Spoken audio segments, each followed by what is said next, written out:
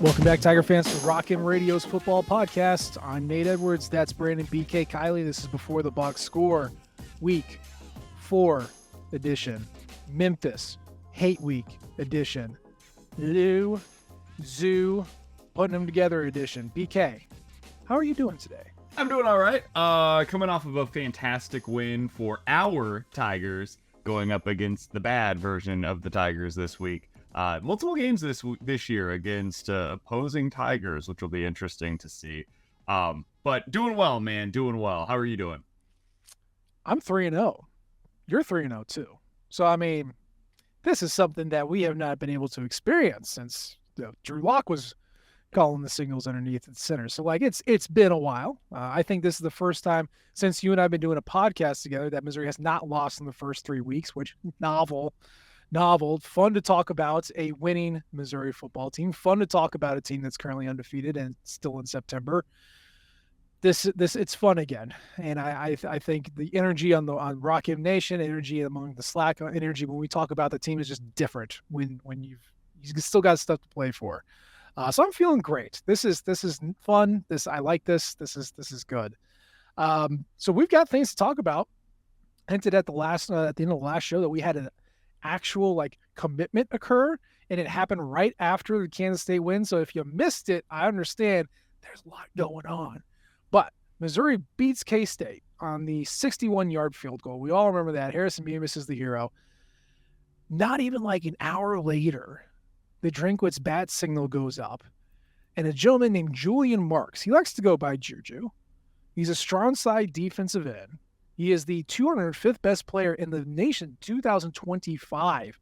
25 recruiting class. I had to create a new tab on my spreadsheet. 205th in the nation, 16th best strong side defensive end, number 1 prospect in Kansas, if you ask rivals, 4th if you ask 247. But he's out of where? St. Thomas Aquinas, our new pipeline, where all those other all of our other Kansans have come from. He is 6'8". He is 275, and he has a 5.84 star. So, K-State, we beat your team, and then we took your best prospect. Congratulations. BK, we all like 4 stars. We all like edge rushers. I like guys named Juju. What do you think about this guy? Well, first of all, he's a defensive tackle. The guy is 6'8", 275 pounds. That is not a defensive end in any sense of the word.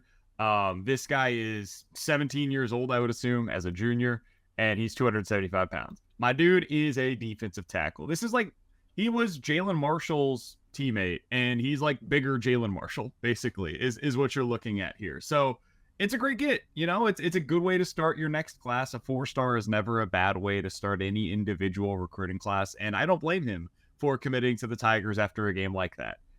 When you see that kind of an environment, I think a lot of people would say to themselves, yeah, I want to be a part of that. What they just did, let me be that. So fingers crossed that they're able to hold on to him, because his offer list is a who's who of college football teams. If you want to name a Power 5 program, chances are he probably has an offer from any of those places not named Georgia or Alabama.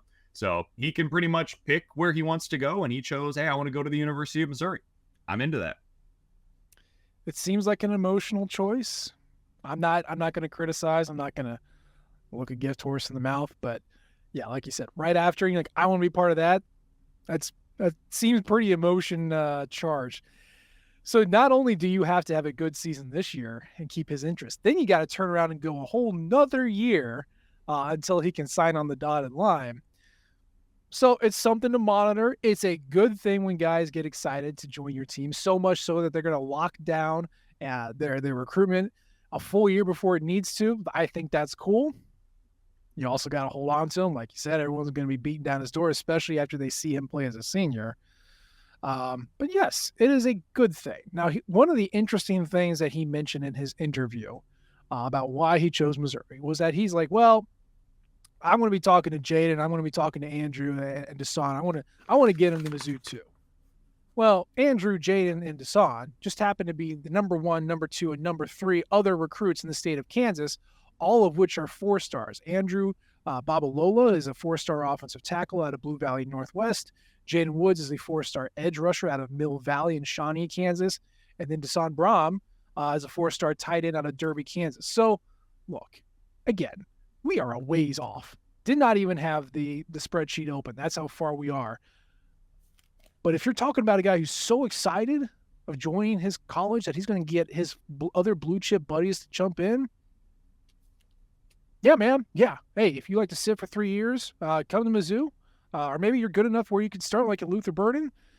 We'll take them all. We'll take all your blue chippers, Kansas, and we'll thank you for it. So that's also a very good thing. The other thing that I would add is they're just starting to stack now classes in the defensive line room. And that's something that they desperately needed to do, especially among the interior. I mean, you think about it, like Marquise Grayshall can't get on the field right now because it is their deepest position on the roster. I mean, Jalen Marshall played real snaps last year for Mizzou. And this year they've tightened up that rotation a bit, and he's not seeing the field at all, at least so far this season. You look at some of the guys that they've added to the mix. I mean, Williams Nwaneri is obviously the headliner of this, but Jalen Brown is an under-the-radar recruit that they are bringing in for next year's class, at least as of right now. He recently got an offer from LSU. That is not a small thing. That signifies that they found a talent that they identified that was under-recruited, and it seems like other teams are starting to realize, oh, this guy is somebody that we should have on our radar as well. If he sticks with Mizzou, that's a good get. Ja'Kai Ling, I was a huge fan of in last year's class. I think he's going to play sooner rather than later. I mentioned Grayshall. DJ Wesselak, we haven't really seen yet, but he was a highly touted recruit as well. You're starting to stack these guys one on top of the other on top of the other, and that is the way that you start having classes that, you know, as you move forward here, and this is hopefully a breakthrough season for Mizzou, this is how you start to sustain that kind of success. Now, the next thing, though, is not just bringing those guys in, but getting them onto the field and seeing them have success on the field. That's going to be the next thing that Missouri has to do. And if you're recruiting against Missouri, that's what you point to. Missouri's going to say, look at Luther Burden. Look at Brett Norfleet. They're going to point to a couple of them. If you're recruiting against Missouri, you're going to say, look at Marquise Gracio. Right? Look at Chad Bailey. Took him years. Look at, think of any 4-star that you wish you would have seen. Sam Horn. Think of all those guys, and that's what other schools are going to point to and say, yeah, you're not going to play. They're just going to recruit over you. So, yeah, at some point, you need to see these blue chippers take the field and make an impact. And we don't know what those conversations are. Maybe they're very upfront and say, look, man, like, we want you to be part of this. It's going to take you a couple of years to get on because we've got a solid group. There are ways that you can pitch this that makes it okay for someone to understand your long-term plan. You know who I would pitch, by the way? I would point to one player specifically. If I was Eli Drinkwitz, I would say, look at Johnny Walker. Yeah. That guy was 6'3", 200 pounds as a recruit. Mm-hmm. He was a 5.5 3-star coming out of high school, and he was a guy that was just like an afterthought completely in Missouri's recruiting class back in 2020. I mean, you look at his offers, it's like G5 schools and then some of the regional schools in this specific area. Dude, that guy's a stud. Like, he's a really good football player. One of the best players on Missouri's defense this year has been Johnny Walker Jr., and he's getting zero fanfare. But he has been an awesome player for them, and it's at least in part because he waited, he got his opportunity, and now he's taking advantage of it. And if I'm Eli Drinkwitz, fair or otherwise, the way that you sell it, at least, to the guys that are currently in the system is, hey, wait your time. When you are ready to go, we're not going to push you on the field before you're ready, because we don't want to see you go out there and put bad film on tape. But what we're going to do is we're going to get you ready. We're going to develop you quietly behind the scenes. And when you're ready, you're going to go out there and you're going to dominate. And you're going to play at the SEC level, and you're going to be one of the best players in the SEC as a result of that. So whether you believe it or not, doesn't much matter. That's the selling point that I would be giving right now if I'm Eli Drinkwitz, because Johnny Walker Jr. has been great, and he's playing like damn near every snap so far this season. So they need him to be great. Yeah, we don't really see Joe Moore, who is his backup. You'll see him like 8 snaps, 9 snaps a game. So that's a good one to point to, and it's the truth. It's weird because Gary Pinkel used to do the same thing, except he would be doing it with 2 stars and lower 3 stars who needed that development time. Now it's, hey, we have so much talent that we need to develop you a little bit further. However you want to do it, that's going to work. But as long as that messaging is clear, He has shown a pretty good ability to hold on to guys that he wants to hold on to. I mean, look at our entire defense who came back for another year. So they've been able to find ways to hold on to the ones that they actually want, which is good. You talked about good tape on film. That is an interesting point because I have thought about that with Missouri's transfers out, especially over the last couple of years. I know that we have talked about this on the show before, but I also know that every show is somebody's first show. So let me just run through this real quick. In the last, so like we're talking about the off season that we just went through. Missouri had one transfer that what I would say transferred up to a better school. That would be Dominic Lovett to Georgia. You had 7 laterals, so like a player transferring from a program from Missouri to a program like Missouri, like an Iowa State, a Syracuse, Arkansas, stuff like that.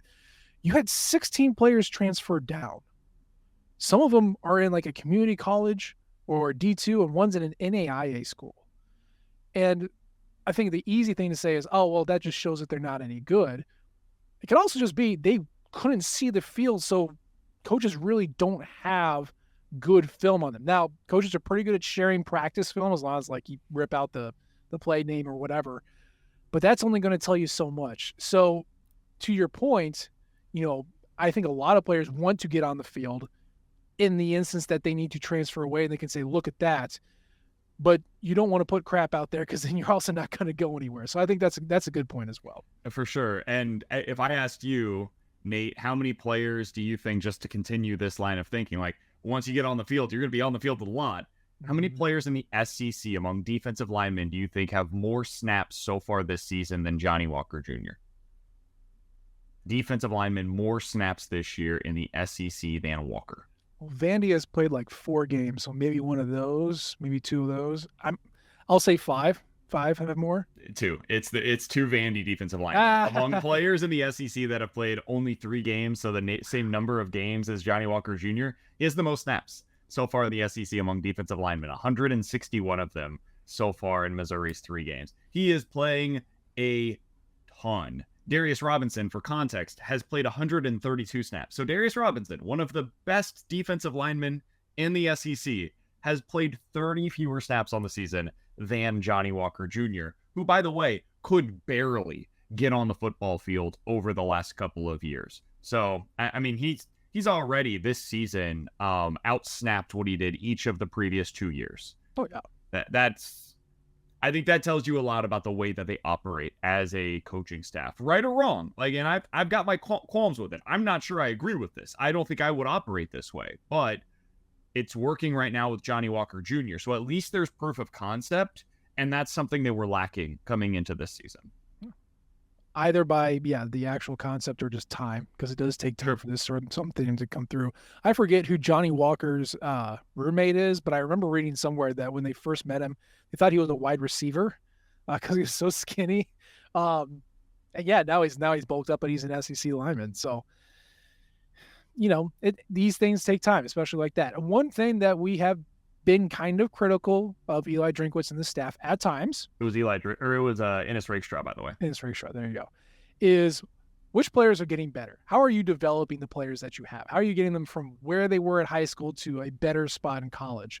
And I feel like, it's only been 3 years, so that's part of the problem too. They take a ton of transfers, but you needed somebody to say, hey, that's a guy who showed up one thing and got better over time. Johnny Walker, right there. Maybe you could even argue Brady Cook. But at this point, that's a good developmental story, that's what you need to pitch. And from that class, like you look back on the 2020 class right now, and they do have a few of these guys that are like, I would consider to be success stories. Brady Cook, you mentioned. Chris Abrams-Drain was just better than what anybody suggested. He was a receiver coming out of high school. Jalen Carlies, I think, fits into this criteria that we're talking about right now as well. Johnny Walker Jr. Ennis Rakestraw was a big-time get coming out of high school, but he has lived up to every possible expectation so far in college.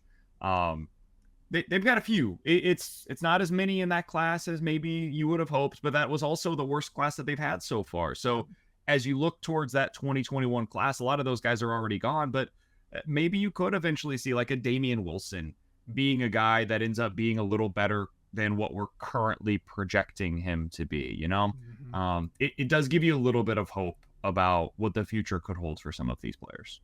For sure. So congratulations to Mr. Marks. Again, in 18 months from now, I hope you sign on the dotted line. Hope you bring your friends with you. That'd be great. And it's good to kick off the 2025 recruiting class in 2023. I think that's super cool.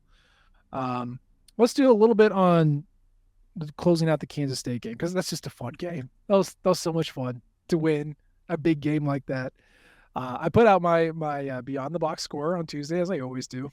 It's a lot of fun to put that one together. Obviously, easy to do those in wins as opposed to losses. BK, there wasn't like, I'm not going to say anything revolutionary as I was diving into this. It was just a joy to relive the moment and all that stuff. Something did pop out to me though, and I wanted to share it with you here and with our listeners, and then maybe discuss it for a little bit. During the broadcast, Taylor Zarzer, who was the play-by-play guy, said that their stats department had pulled out an interesting gem. And I don't remember what the total number was at the time, but it was showing that most of Missouri's yards had been coming on first down, like an inordinate amount, a crazy percentage amount. So like, I was thinking that, I was like, oh, right, I remember that.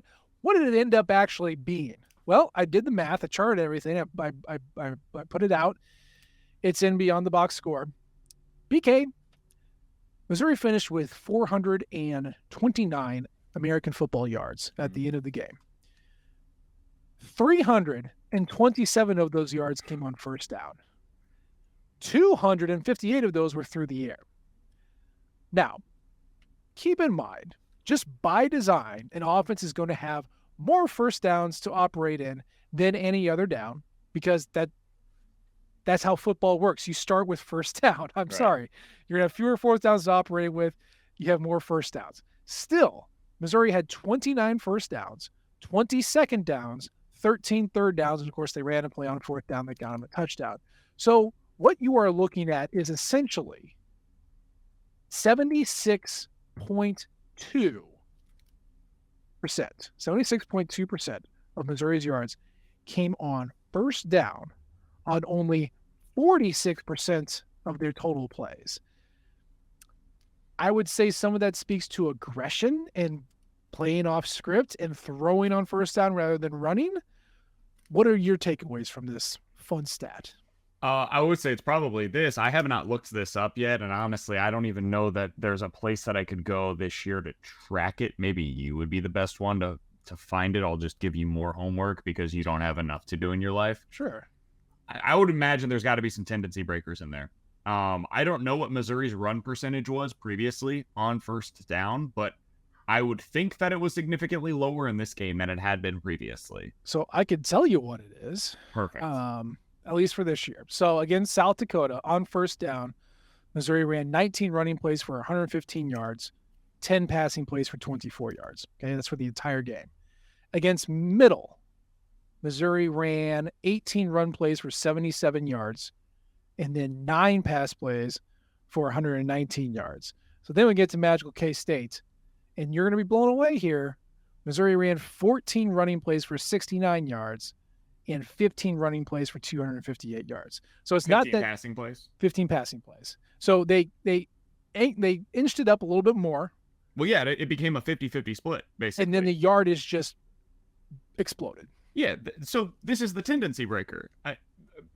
You probably do not have this. If you do, you're a madman. What was the average intended air yards on the passing plays of the first two games? I do not have that. That's what I figured.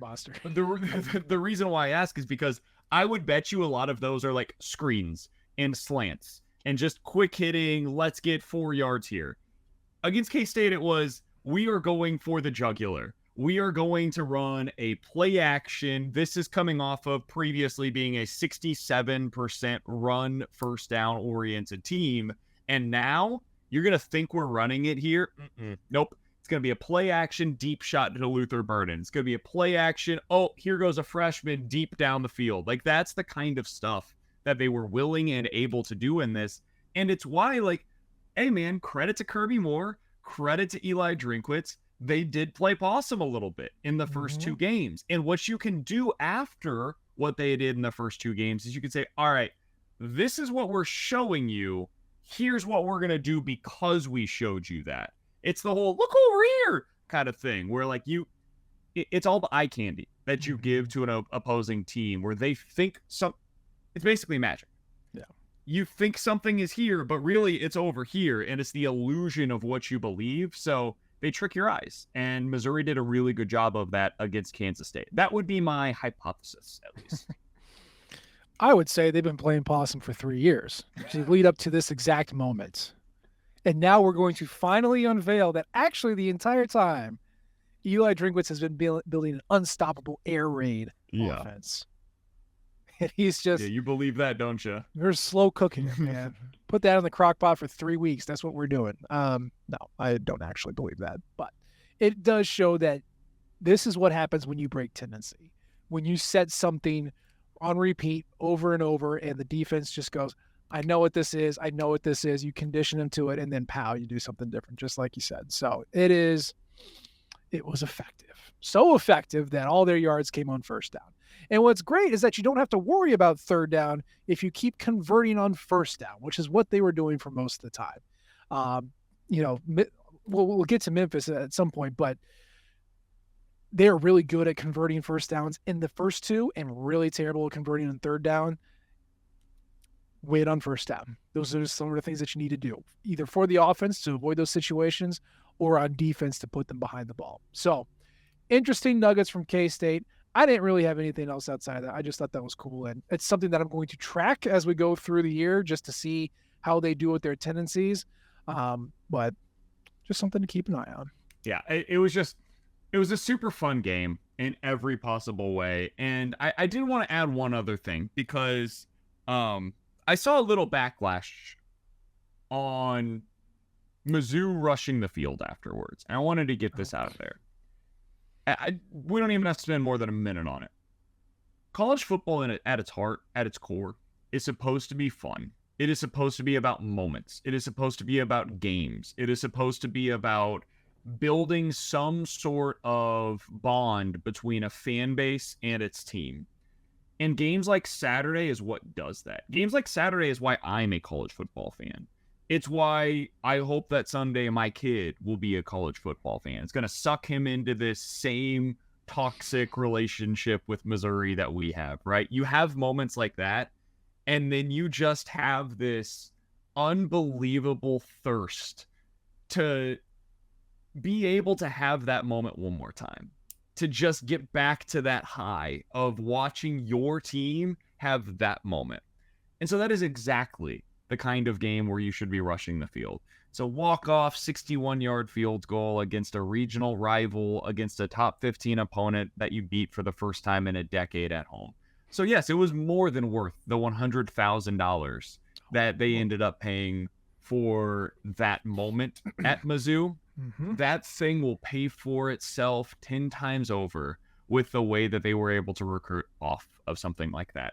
So I just wanted to bring that up because I think I saw a thread on this on Twitter the other day as well. It had more to do with Colorado than it did with Mizzou, but it feels like so much of college football analysis nowadays is just on who's making the college football playoff and everything else is a failure and it doesn't matter. Yep, and I think ESPN.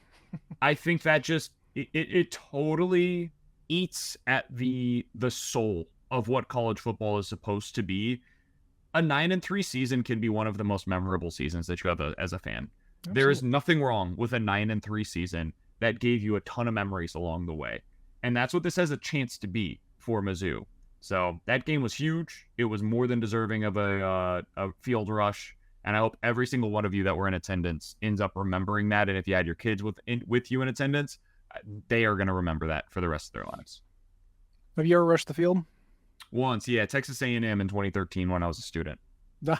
Nice. Yeah. I was an old on the alumni side for that game, so I did not rush the field.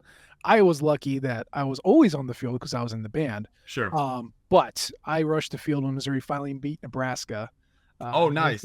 I did not see Brad Smith. I did not see anybody who actually made an impact, but I got to thank a couple of players who I'm sure were walk-ons and never did anything. But that was cool. My parents were very upset that I did that, but it was cool. It was worth it. No one's got to know, right? No one's got to know. The 13 one was cool because they also ended up getting their rocks afterwards.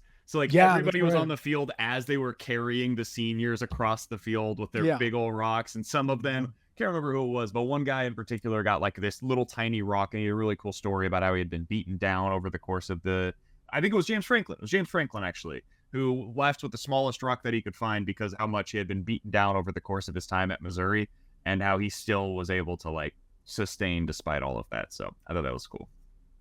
Fun team, fun season. It's about fun, guys.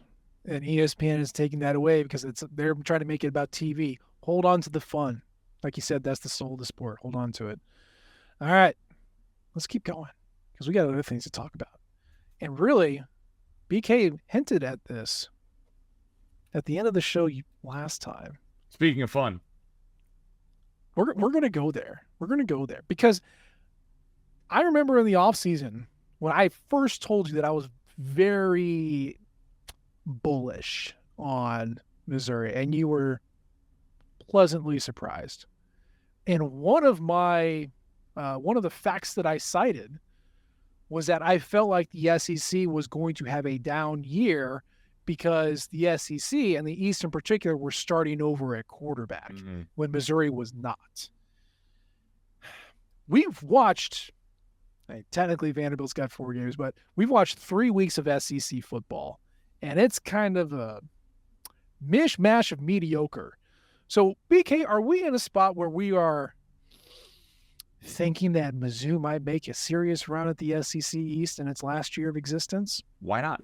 Yeah. Like, honestly, why not? Now, let's set Georgia aside for a second because they're a separate conversation from anything that I am about to say. We can get there, but let's set them aside for just a moment, right? Let's put them in category A. We're talking about category B. In category C, we have Vanderbilt. Everybody else is in this like muddled up middle of nobody really knows what to make of them teams in the SEC East. So I'm talking about Florida, Kentucky, Tennessee, and South Carolina. Those are the 4 teams, along with Mizzou, that I want to discuss here. I don't know how good any of these teams are, man. The game that is convincing everybody that Florida is good again was the game against Tennessee. And I don't think Tennessee is particularly good. They played against Utah with Utah's backup quarterback in the game and looked terrible. I mean, terrible. And then I have watched Utah since and have not been particularly impressed with Utah. They've been fine. All right. Yeah. Fine. They struggled against a down Baylor team. Last week, they beat something called a Weber State.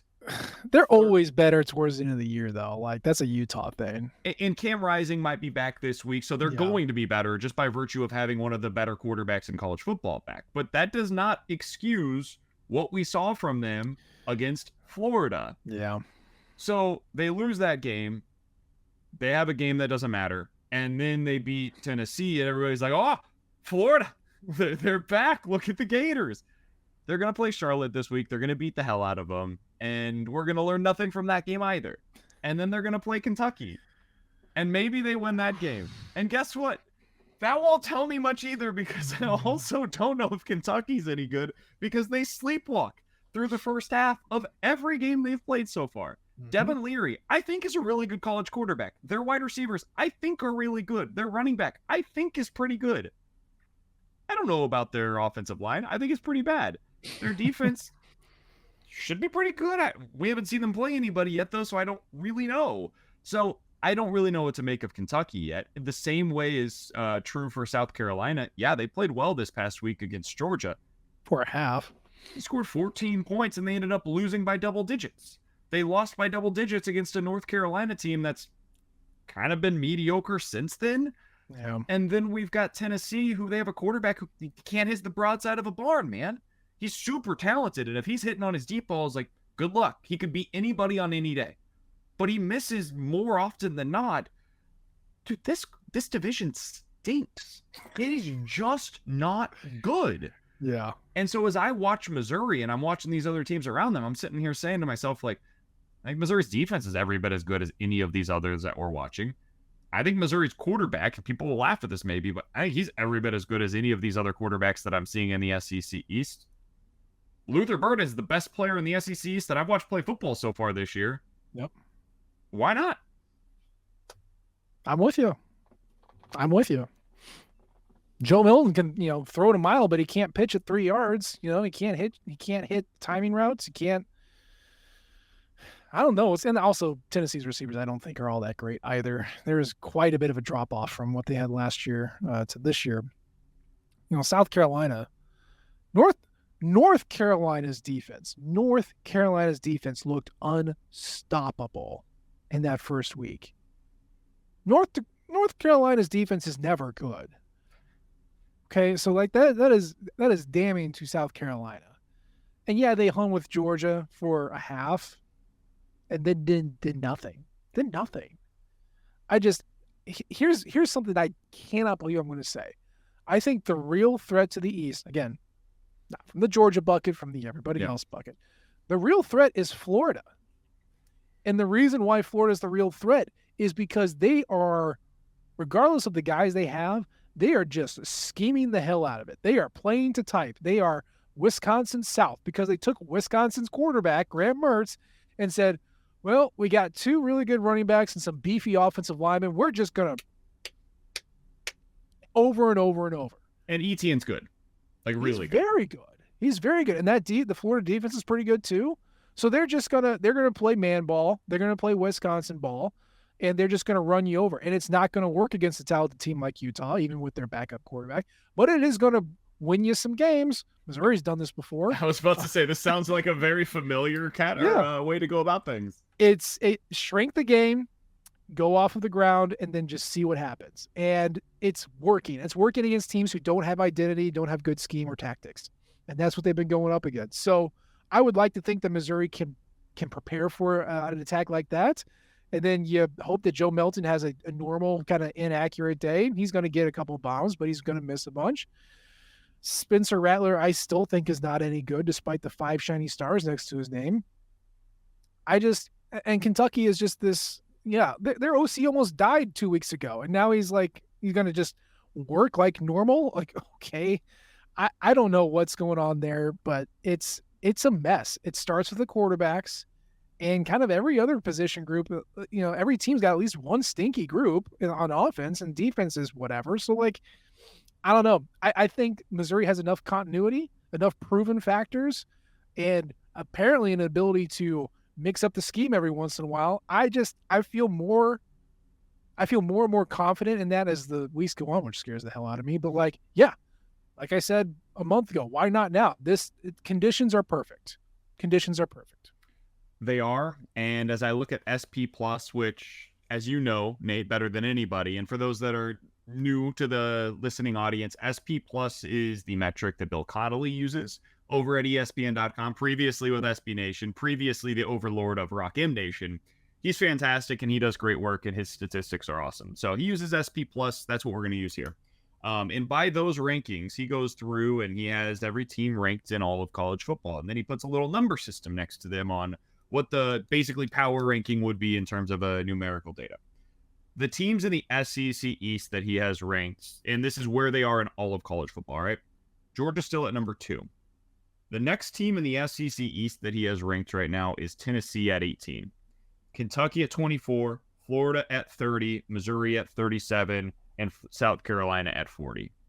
Everybody's kind of in that 18 to 40 range. And Nate, this is one of the things that I talk about a lot when it comes to the top 25.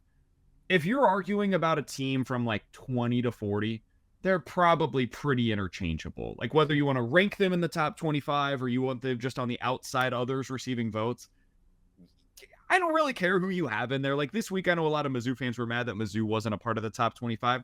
It's fine, whatever. They're the same as a lot of those teams that are at the back half of the top 25, right? And I feel that way about this SEC East as well. Once we stop with the preseason data, I will be very curious to see where Missouri ranks if you exclusively used the numbers from this season. Mm-hmm. Coming out in the next couple of weeks, we'll start to see that. And I think Mizzou will start to rise up these rankings. And I think some of these other teams, Tennessee, Florida, for example, will start to fall down them a little bit more. I mean, you remember how bad Missouri's offense was last year. Yep. We all watched it. We watched the and whole that's baked thing. into this. Yeah, it's baked in right now. So you see what Missouri's offense is now. You saw what it was then. let's walk through the progression of how this got. So last year's finished at like 72nd. So they come into this year 52nd. Okay. After the South Dakota game, they go to 55th. Okay, that's fair. Then the offense goes to 64th after the Middle Tennessee game, which, okay, fair. Then this week is 56th. So you are seeing, as we move away from the crumminess, as we move away from like the South Dakota, we move away from everything from last year, it has a giant jump in just a single game when they were apparently trying hard. So one game can do that in a sample set of 3 plus what you have baked in from last year. I don't think it's going to be a massive jump like the second we get into all the 2022 ripped out. I don't think it's going to be huge, but you string together a couple games like that, I think you could see a meteoric rise on offense, let alone what they're doing on defense. And they're already a top 20 unit, and they're not even cracked their havoc potential at this point. So I think sky's the limit. Let me give you an example of what I'm talking about here. Kentucky is ranked 24th in this metric in terms of overall SP+. They are 57th offensively. Missouri is 56th offensively. Kentucky is 6th defensively. Missouri is 19th defensively. The gap between those two teams is not significant on offense or defense right now, at least based on these current rankings. The place where the gap is significant, and this is basically the difference between the two teams currently, is on special teams. And that is like just, listen, man, this is not me suggesting the special teams do not matter. They absolutely do. And for a while now, it has been a problem for Missouri. They weren't on Saturday, thank God, because if they were, they would have lost that football game. But Kentucky ranks 3rd in the country in special teams rankings so far this year. Missouri is 107th. There is your biggest difference between the two teams. Now, Kentucky also has a really good defense that takes into account preseason projections and everything. And I think Missouri is eventually going to be very close to them. But that tells you everything you need to know. And that's the gap between the 24th team right now in the country and the 37th team in the country. That's basically the SECs outside of Georgia. So, yeah, Missouri can absolutely be the second best team in the SEC East this year. And then it really comes down to, does Georgia fall up somewhere? And can Missouri on one day beat Georgia? That's it. That's all it comes down to. That's what happened in 2014, dude. It feels very 2014-ish. This team is not what the 2013 Tigers were. That team was excellent, and deserved to win the SEC East. 2014 needed a lot of breaks. And I think that's what we're looking at right now is Missouri's a good enough team to take advantage of those breaks. But if they get some, that's how you end up having a special season that we all remember. It's a shame that the East is stinky bad because, you do need Georgia to slip up a couple times. Just to play this schedule game, Georgia this week goes against UAB. Oh, my God. But then they go to Auburn, which is just weird stuff happens at Auburn. Ask a Missouri fan. Ask an Alabama fan. Kentucky at home, at Vanderbilt, then they're off. Then you got the cocktail party against Florida. Turn around, you host Missouri. Turn around, you host Ole Miss. Maybe there's your slip up right there. That's the one. Yeah, because then you go to Tennessee and then Georgia Tech. Yeah, that's not going to happen. Yeah, if they're going to slip up, it's probably going to be that game against Mississippi. It's too bad that's not on the road. That would have been really helpful for Mizzou. Not that it's like this crazy imposing place to play, but it's just really hard to win in Athens. Them having Florida, Mizzou, and Ole Miss back to back to back, also potentially a big deal. One of those. You would think one of those potentially doesn't go their way because this Georgia team's not. It's not unbeatable, and that's the difference between this team and what they've been in previous seasons. The other thing that could happen is maybe they lose to, let's say, Ole Miss. They lose in the SEC championship game, and now potentially a one-loss Mizzou team in this scenario ends up getting a better bowl game as a result. You could see something like that, kind of similar to the Kansas thing where in 2007, Missouri lost in the Big 12 championship, and then the BCS Bowl goes to KU over Mizzou that year. Yeah. Who knows, man? It's week 3. Yeah. It's week 3. But it allows you to dream. This is what beating Kansas State does. Exactly. When you win games, you can keep your lofty dreams. It's just what a novel concept this is. Something that we have not been able to enjoy for a while. So we can talk about. Feel good about this week, Nate. Please make me feel good. Okay. Well, Brady Cook is injured. Okay. Look. Before anybody freaks out,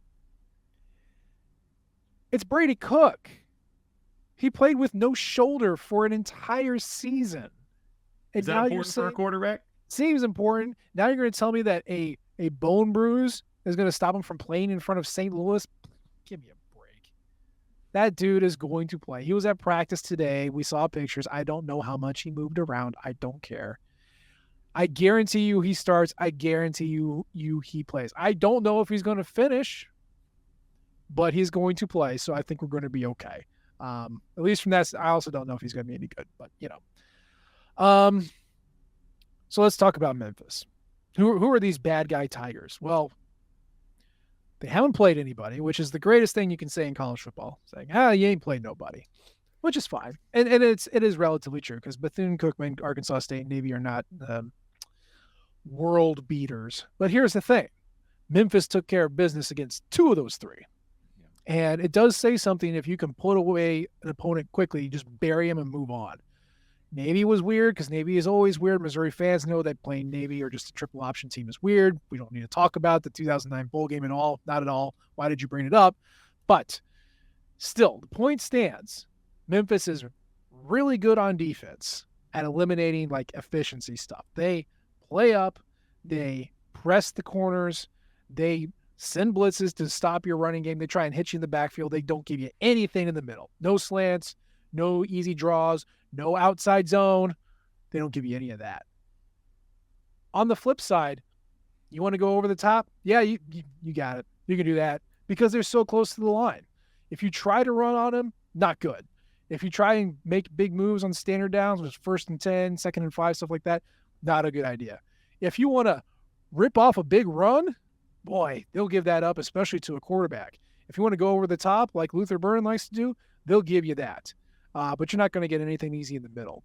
And then on the flip side, this offense with Seth Hannigan, their quarterback, excellent quarterback, super accurate. They use the pass like the run. They do little 3-4 yard slant screens. They're super accurate. No explosive plays through the air, just dink and dunk, dink and dunk. And then they hand it off to this guy. What's his name? Blake Watson, who was just a rocket ship. And like he will either explode on the platform for a loss of 3 or go for 30 and go off to the moon. So you mean every Memphis running back for the last 15 years? Is that what you're describing? Pretty much. Darrell Henderson. Yeah. Who's the other one that they've had? The guy that's playing in Washington now. They've had some good ones up there, man. They always seem to have a good running back. And the last time Missouri played Memphis, they were without their running back. So that was kind of an obscure one. But they are dangerous. Well went there. My God. They have always have good ones. It is an offense that is going to bore you to death and then hit you with a big one on the ground. And it's a defense that gives you nothing except for big bombs over the top.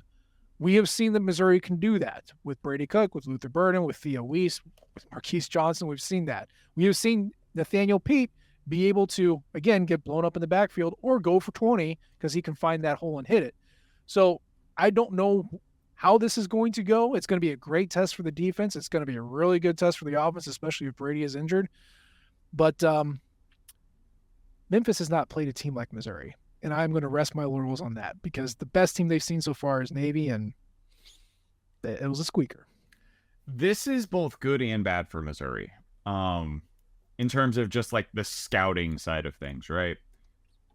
The good is Eli Drinkwitz should be able to motivate his players pretty easily about a team like Missouri or Memphis, where you say to yourself, hey, this team's 3-0, man. They have a real chance to be able to win their conference this year. Like, they're super talented and they have a specific way that they play and they're really good at it. And that way, like, they're not so different from K-State in terms of just having a very clear, coherent identity and they stick to it. The hard part is, dude, they've played 3 teams where you're like, I don't really know what they're going to be when they play against Missouri. I don't know what it's going to look like in terms of the quality of what Memphis is. Right now, all of their advanced numbers look awesome. Mm-hmm. But it's been built on the backs of playing against less than stellar opposition. Yeah. So, on one hand, I'm super nervous about this game, dude. Yeah. Like if I was betting it at the beginning of the week, this line was 7. I think it's gone down in some places all the way to like 5.5. Oh boy. I would have taken I would have taken Memphis plus the 7. Mm-hmm. One score game feels right to me in this one. Kind of similar to last week where I didn't know who was going to win, but I was pretty sure it was going to be a one score game. I feel more confident. Every Missouri game, too. I know. I feel more confident this time around that Missouri's going to be on the winning side of things, but I do think it is going to be another one-score game. Yeah, absolutely. Missouri cannot not play in a one-score game. That's just how they do it. But the difference is this year they're winning them. It's because you got a good quarterback and you got a good kicker. Well, sometimes you have a good kicker. Yeah. At least on Saturday you did.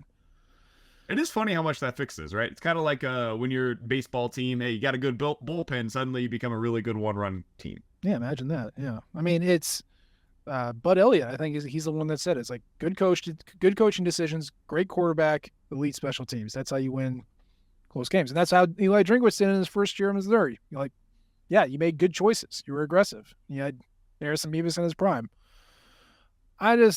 The thing that struck me is that as good as Seth Hannigan is, and he's good, he has thrown 3 interceptions in 3 games.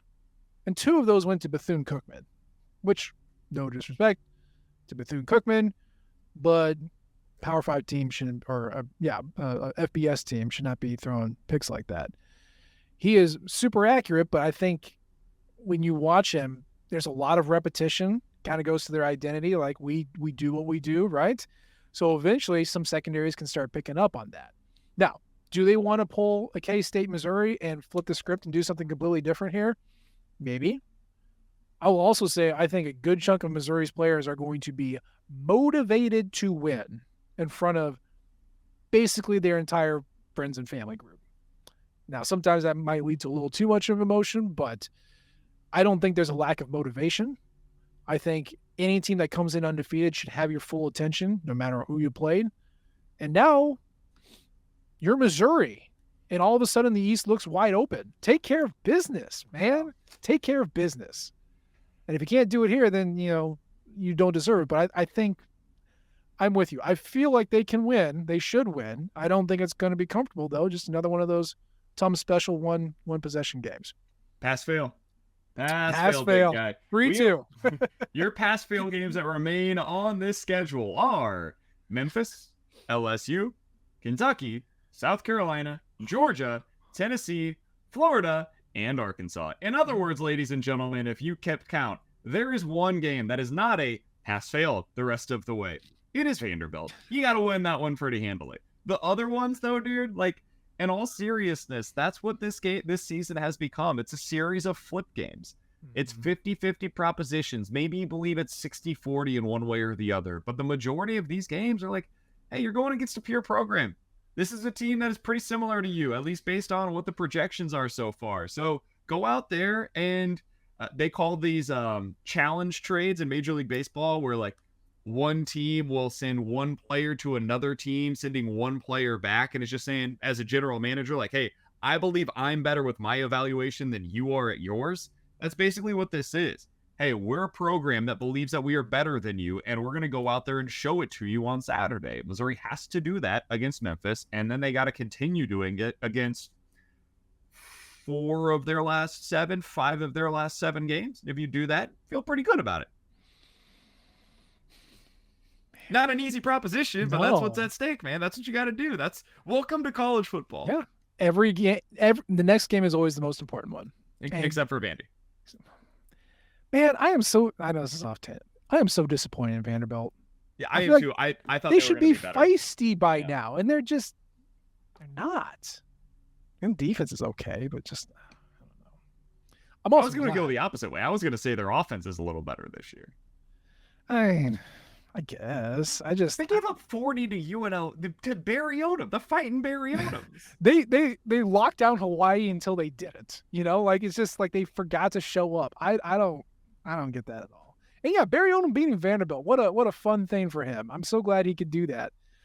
I'm just ignoring that he did it 3 times in his 4 years. I'm just being salty about the last one. That's all. Just the worst loss in Missouri history. That's all. God. I do miss him every once in a while. But Anyway, we've got one hell of a defensive coordinator now. So I don't want him back. I like our guy. I like our guy. And man, he's going to be getting some head coaching looks. I was about to say, Blake Baker better chill just a little bit. Like, don't get too excited now. Give up 50 to Memphis. You know, that'll put some ice water on those coaching rumors, man. Like, jeez. Anyway, okay, we're not going to do score. We already said it's going to be one possession, and we feel like Missouri's going to win. We can just leave it at that. But yeah, Lou. What's your feel for like? How do you think this game is played out? Forget the score. Is this one of those high scoring games? Finally, what do you anticipate? I don't, because I don't know what Brady Cook's going to look like, and there's part of me that is wondering if we turtle back up and Cody, Nathaniel just hand off, and screens, and like if you take a deep shot, it's been set up and he's way like 4 or 5 yards back to start. Like I don't think we're going to have a comfortable Brady Cook because he's not going to be able to scramble like he usually can. And so I think that throws everything off, and I think it's going to be a wonky, discombobulated sort of game back and forth. I think Missouri's defense can keep him in it. I think especially if they get a couple turnovers, that should hold them off. But I think it's going to be a disappointing game because we saw what the offense can be last week, and it's not going to be that this week. That's my. I think it's going to be very Middle Tennessee-ish. Yeah, like a 24-20 type of a win, and you leave it, and you're like, okay, pass fail. They won. Here we go. But the reality is, how much Sam Horn do we see? None. So you think Brady's going to be healthy, or he's going to stay out there the entire time? Dude, if they kept him in against Kansas State with the way that he looked mid-third quarter, they're not going to Sam Horn. That's fair. They're sticking. Brady Cook is their guy. Yeah. Period. And we have seen this with Eli Drinkwitz to a fault at times. He has stuck behind his guy. The one time that he didn't was with the quarterback that he eventually moved to safety. That's it. He said, Sean Robinson is not my guy, and then immediately went to Connor Bazelak. But ever since that moment, he names a starter, he sticks with the starter, and he does not even allow for the appearance of a controversy with that starter. So Brady Cook's their guy. He's going to play basically every snap unless he is unable to go out there because physically he is injured in one way or another. But yeah, I fully anticipate that Brady Cook will play, if not every snap, pretty damn close to it. I also think, by the way, I agree with you that they are going to try to take the air out of the football in this one. Mm-hmm. And I think one of the reasons why they'll do that is because they will look at this kind of, a lot of coaches look at the schedule in like specific pieces. So they probably viewed it of the first 2 weeks of the season, we can get these wins by showing very little. Then we've got K-State. That's a big one. Memphis and Vandy kind of treat it, not to the same degree, but more similar to South Dakota, Middle Tennessee than we did with Kansas State. And then we got to get it going again against LSU. And I think one of the other reasons why you do that is because of the Brady Cook injury. Now you can hopefully take a little bit off of his plate in these next 2 weeks, rest him up as much as you can while playing college football. And 3 weeks from now, you've got an opportunity to get him at close to full strength against LSU. Yeah. So shout out to the Mizzou medical staff. You've got to take care of our baby Brady Cook. Whisper sweet nothings into his ear while you make him feel better about his bone bruise, and massage that boy back to health. Take good care of him. Make sure he eats his Wheaties and his veggies and all that sort of stuff because we need him to full bore to go. But yeah, I am not going to worry about Brady Cook versus LSU right now because I got to worry about Brady Cook versus Memphis right now. That's where I'm going to be. And if you want to get Sam Horn some snaps just to see what he can do in case something bad happens, I would understand that. But I understand you're also not going to do that, so it's fine. It's totally fine. But yeah, that's going to be our show for today. BK, final thoughts? I know you're not going to go to the game, but it's nice to have football in St. Louis again. Yeah, if you are going to the game, I really hope it does end up being a good environment. I am a little nervous, to be honest, about what the atmosphere is going to be like at the Dome. If you've been to the Dome before, you probably have a pretty good idea of what I'm talking about. It doesn't sound like the ticket sales have quite gone as they had hoped they would for a game like this. It's better than it being at Memphis, and that was the alternative. So keep that in the back of your mind, as it was either at Memphis or in St. Louis. They were never going to get this game on campus at Mizzou. But I'm nervous about the atmosphere. I hope that doesn't play into what is a very weird game. It almost assuredly will. And by the end of this one, just remember, pass, fail. Pass, fail. Get more P's than F's and you're going to be good. And that's the show for today. As always, we appreciate the downloads and the subscriptions. Leave a comment or rate us. We love all types of feedback from you all. You can follow us on Twitter. I'm at Nate G. Edwards. He's at BK Sports Talk. And of course, you can follow the Rock M flagship at Rock M Nation and our podcasting outlet at Rock M Radio. We appreciate you tuning in this time. We'll try to do better next time. And until then, MIZ. ZOU. Thank you, everyone, for tuning into Rock M Radio, a proud partner of Fans First Sports Network. If you enjoyed this episode and would like to see more just like it beamed directly into your personal device, just click the subscribe button below. Beep. And you can find this podcast through the Apple Podcast app or for iPhone, or the Google Podcast app for Android, or whatever app you use to listen to your podcast. We are also available on Spotify. Just search for Rock M Radio. And if you like other sports, Fans First Sports Network is a podcast network that has coverage of all other teams, Major League Baseball, MLS, NFL, whatever you want to listen and read about. It is a great network full of really fantastic podcasts. So look them up and subscribe to any and all of those podcasts. Rock M Radio will be back with more episodes coming soon. Thanks.